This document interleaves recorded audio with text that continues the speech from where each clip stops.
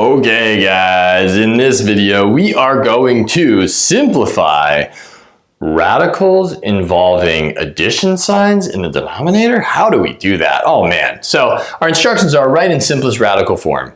We're going to learn about multiplying by what is called the conjugate. So let me just show you what the conjugate is. So the conjugate, spelled C-O-N-J-U-G-A-T-E. Well, the conjugate is when you have a number like a plus b. And I've mentioned this in one previous video if you found that hidden treasure already. If you have a plus b, the conjugate to a plus b would be a minus b. And the conjugate to a minus b is a plus b. What's the whole purpose of it? Well, when we multiply conjugates together, a plus b times a minus b, you end up with something very special. A times a is a squared. You do the outer and you get minus a times b. You do the inner, you get plus a times b. And you do the last and you get minus b squared. Why is that special? Well, the two middle terms, the o and the I, or the oi terms, outer and inner, they cancel out. And we're left with a squared minus b squared. Why is that special? Imagine if these were both square roots. When you square a square root, you end up getting rid of the square root sign.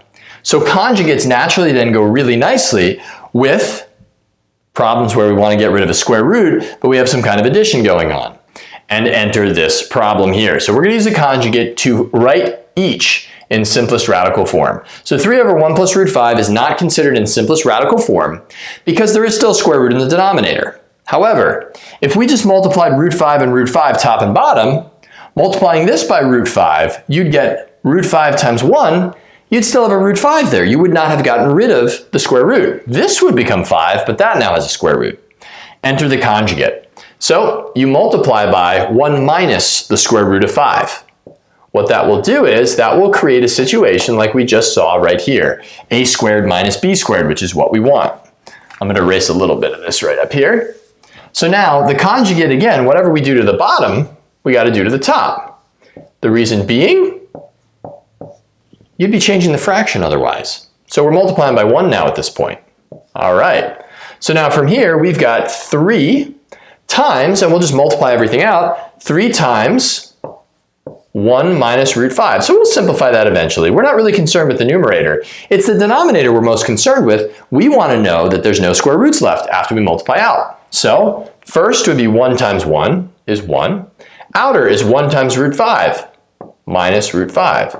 Inner is plus root 5. This is looking good. Remember, our goal is to get rid of the square root. And then the last term is root 5 times minus root 5, which is minus 5. Minus times a positive is a negative. Root 5 times root 5 is itself. Sweet. So now from here, we're just going to simplify. So I'm going to distribute the 3 in the numerator, treating numerator and denominator as their own separate entities. That gives me 3 minus 3 root 5. Beautiful. All over, well, minus root 5 and plus root 5, they go out. Apparently, means cancel out. And then 1 minus 5 is negative 4. Voila! You're done. We no longer have a square root in the denominator. Some teachers will want you to distribute out this division as negative 3/4. Get rid of that little slash right there. 3 over negative 4 is what I got that from. And then plus 3/4 root 5, or 3 root 5 over 4. Negative divided by negative. That's just distributing the 4 to each. Okay, so all about multiplying by the conjugate. Let's see how that works in B. So in B, we really don't care what's going on in the numerator. That's fine. It's the denominator that needs to get rid of those radicals. So we notice that we have a subtraction sign. We need to multiply by a conjugate. I'll group all of this together.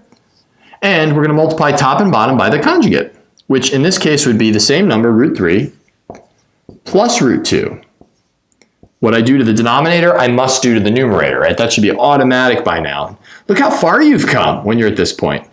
We're doing some crazy looking fractions, yet we're still using our foundation skills of multiplying whatever I do to the denominator, I do to the numerator to keep the fraction equivalent. So now I'm going to multiply through. Negative root 2 times each of these is what I'm doing. So I'm going to do that here and here. Negative root 2 times root 3 is negative root 6. Negative root 2 times positive root 2 is minus 2. Negative times a positive is a negative. Root 2 times root 2 is itself 2. All over. Now we're going to distribute. First is root 3 times root 3, which is 3. It's itself. Then outer, root 3 times root 2 is root 6. Inner, negative root 2 times root 3 is negative root 6. And then last, negative root 2 times root 2 is negative 2. Sweet. Let's be patient, simplify down. As long as we got rid of the square root in the denominator, we know we're in good shape. Root 6 minus root 6, gone. They cancel out. They're the same term. You subtract the same terms from each other, we get 0. And so we're left with 3 minus 2, which is 1 in the denominator. And we get minus root 6 minus 2. And of course, if you have everything over 1, you don't even need the 1 there. So minus root 6 minus 2. Beautiful thing, peeps. The conjugate. When you see an addition or subtraction sign in a radical in a denominator, you need it. You need that conjugate. Go rock some more.